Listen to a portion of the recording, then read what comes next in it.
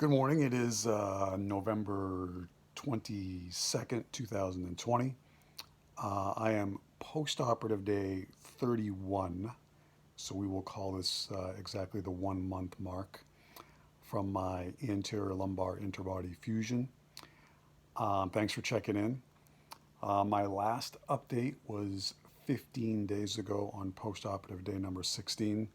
At that time, there were really two things that were occurring that I wanted to update you on. I believe that morning on postoperative day number 16, I had just seen my neurosurgeon's physician assistant, and my biggest complaint was waking up with my entire right leg aching like crazy. And I just couldn't wait to get some pain medication on board when I woke up in the morning. He put me on a tapering dose of a steroid, just a Medrol dose pack, which I think is just a quick little 6-day taper. So the update on that is after taking the first dose in the morning, the following morning I woke up and had absolutely no leg pain whatsoever. That leg pain never came back. So that was that gave me a huge sense of relief that nothing horrible was going on back there at the fusion site. The other thing I noticed was that, steroids are nice. I had a very significant reduction in all of my pain to a point where I reduced my nighttime dose of the oxycodone from 10 milligrams down to 5. And that second goal of mine was to start reducing my pain medication anyway.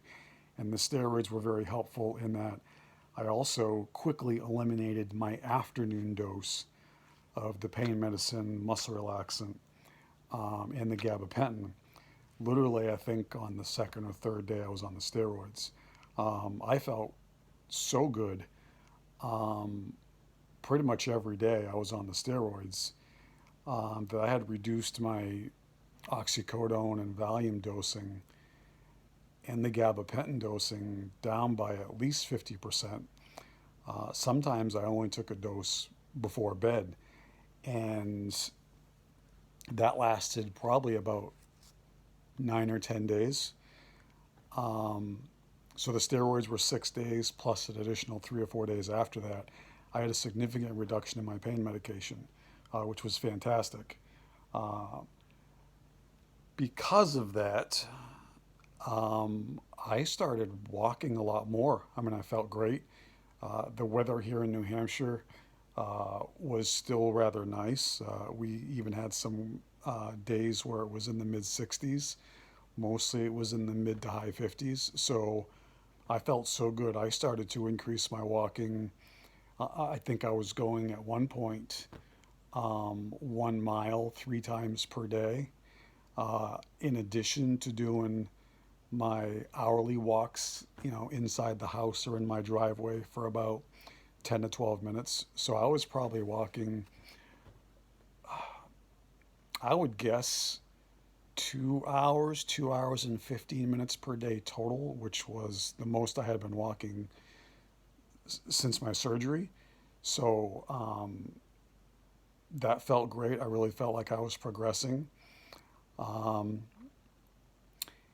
And then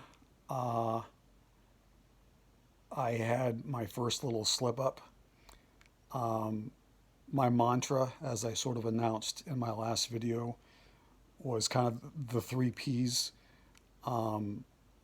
patience, pace, and perseverance.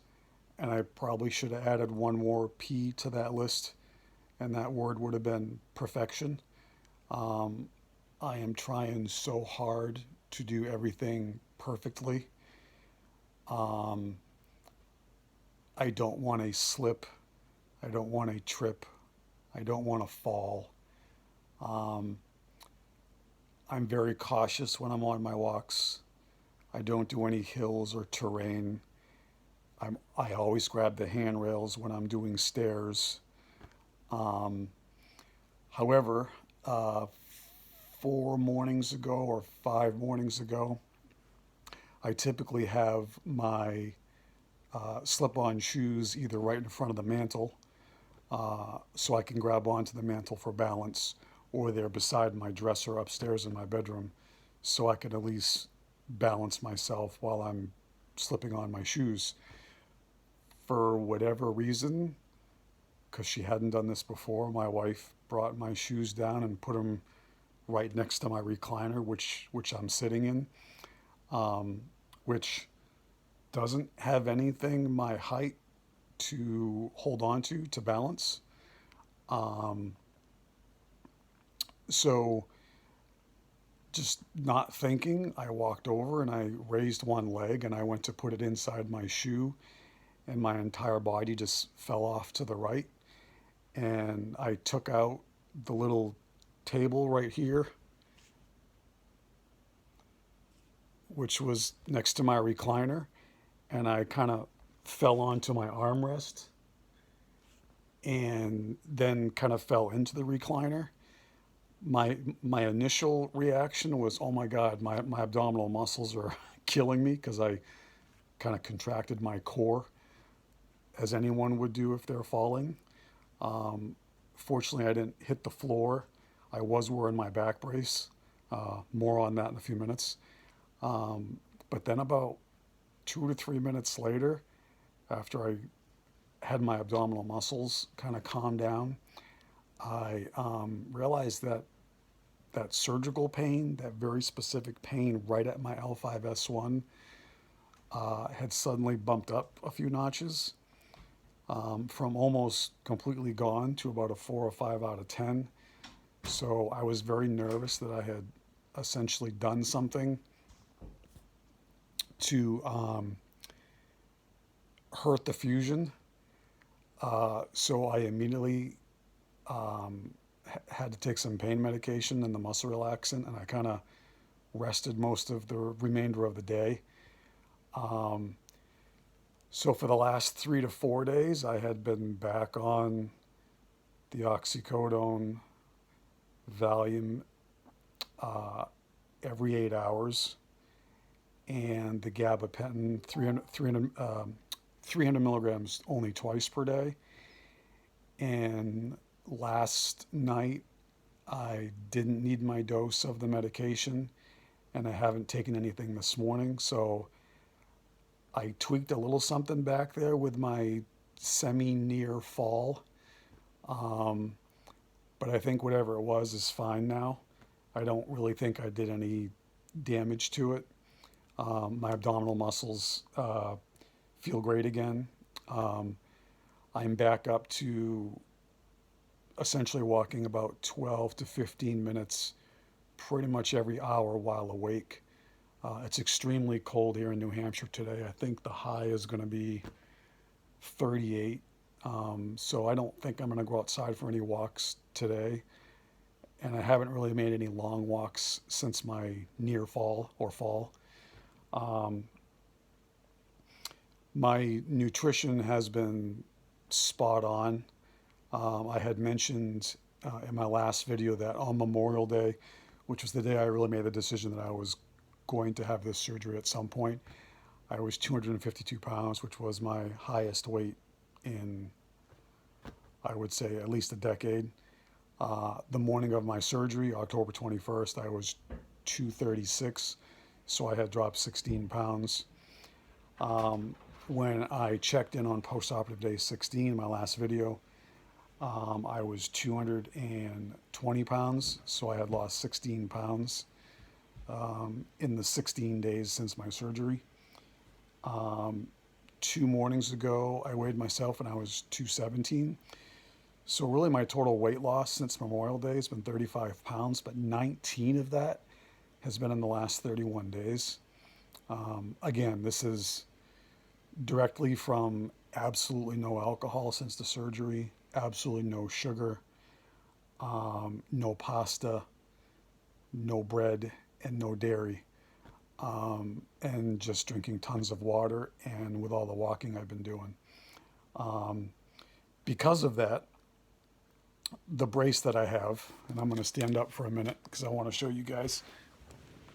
When I first got this brace, the second day after my surgery, and they came and fitted me, as you can see, the two edges of the brace are nearly touching in the middle. And you can also see the straps now have about 3 inches. All 3 straps. When I first got this brace, these straps were essentially even with the Velcro. And now I had to pull them so tight that I get about 3 inches of overlap. And you can see the center line is nearly touching. I probably have about between 1/8 and 1/4 of an inch. So I've probably lost close to 2.5 to 3 inches off my waistline. So I called the prosthetics company yesterday and made an appointment to go to their office on November 30th so they can make some adjustments to this, because I still need to wear the brace for another 60 days. So so that's a little update on the brace. After my fall, 4 or 5 days ago, I made the decision to try to experiment. I decided to wear the brace during sleep, and I made that brace as tight as I possibly could, to a point where it probably inhibited my breathing a little bit. After the first 2 nights of wearing the brace while sleeping, I thought I might have noticed a little bit of a difference. Again, every single morning pretty much since my surgery, I had taken pain medication and the muscle relaxant and the gabapentin, aside from maybe a couple of mornings when I was on the steroids. The morning always seemed to be the worst. So I said, well, I'm not required to wear the brace at night. And I just recently had that fall and my pain got worse. So I said, I'm going to try wearing the brace at night. So last night was I believe the 5th night I have worn the brace. And I have found that I think the last 2 mornings, I haven't taken any pain medication or muscle relaxant in the morning. So frankly, I think the brace has been helpful. The only time I really take it off now is when I'm taking a shower. So I'm going to see what neurosurgery says about that. I think I'll continue to wear the brace at night. I sleep fine. I don't even realize that it's on. It doesn't really inhibit me from getting high quality sleep.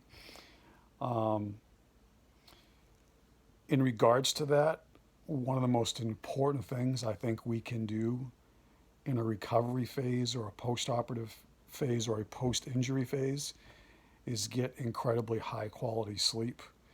I used to tell my kids when they would struggle to go to bed at night that, if you want to, grow up to be big and strong like daddy, you have to make sure you get good sleep, because literally that is when your body does all its repair work.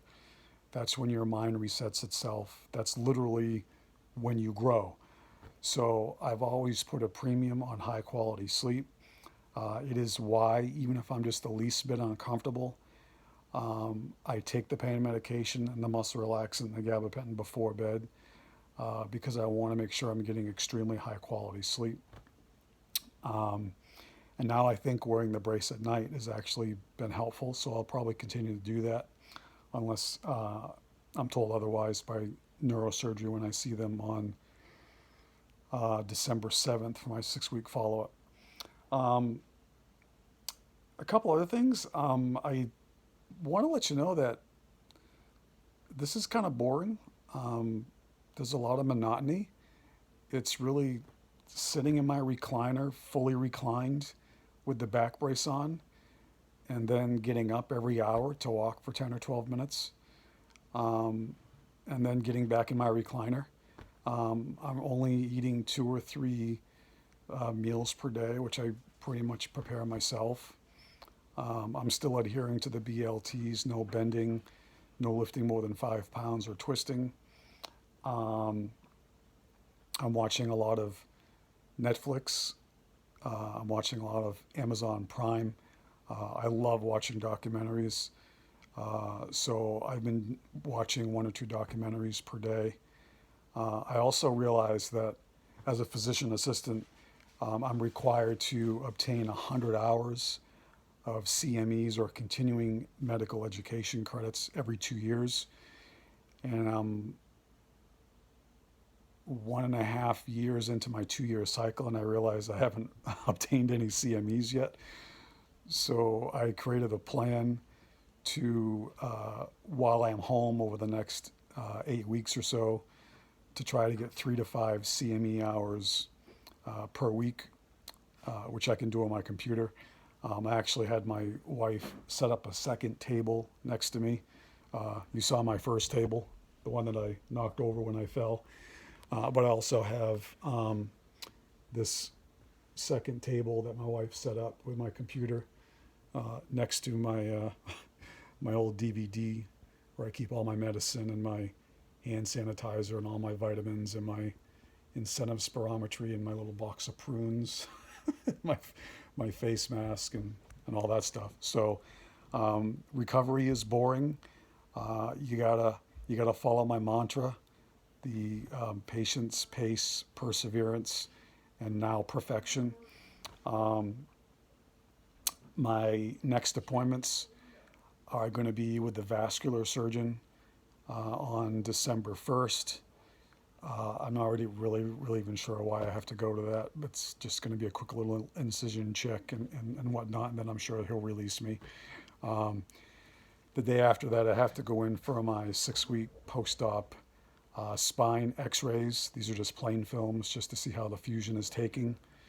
And then I see neurosurgery on December 7th. So I probably won't do another video until after those appointments and those x-rays.